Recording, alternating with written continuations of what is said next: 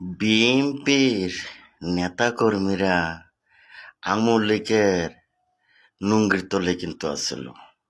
এখন বর্তমানে ব্যাখ্যা করে দিলাম।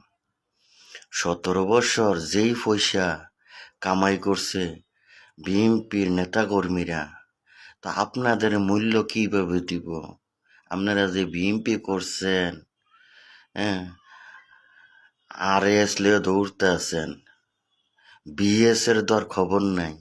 বিএস লিয়ে যারা আছে তারা কখনো বিএনপির বাইরে যাবে না।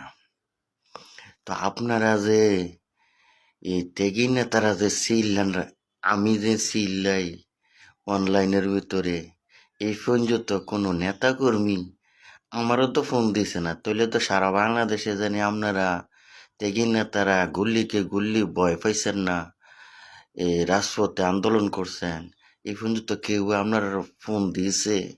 আমার মনে হয় না, কারণ আমারও যখন ফোন দেয় নাই, তাহলে আপনারও ফোন দেয় নাই। তো এখন আওয়ামী লীগের তারারা সারা বিএনপির তারা চলতে পারবো? তারারও আবার লগে রাখছে। তাদের টাকা দিয়ে এখন বর্তমানে মনে করেন আওয়ামী লীগের টাকা দিয়ে যারা নেতাকর্মী আছে ভালো ভালো পদে, তারা টাকা দিয়ে আবার বিএনপি তারা এখন বর্তমানে চলতে আছে, বিভিন্ন কাজ টাজ ধরতে আছে। তো এইগুলা কিন্তু হেদের টাকায় আছে। আর 17 বছর যে টাকাটা বানাইছে ওইটা তো ব্যাংকে মজুত করে রাখছে। কারণ 5 তলা 6 তলা বিল্ডিং করবো না, হেরা মারা গেলে আবার হেরার সালে সন্তানটা আবার এই বিল্ডিং করবো না।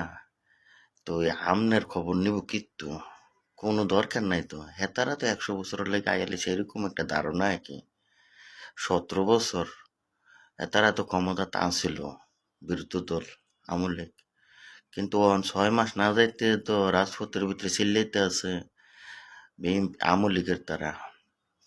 তার বাধা দিতে পারেনি, তারা না ব্যাস হয়ে রয়েছে আওয়ামী লীগের কাছে বিএনপির তারা।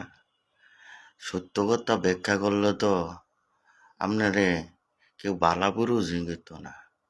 তো ভালো থাকবেন।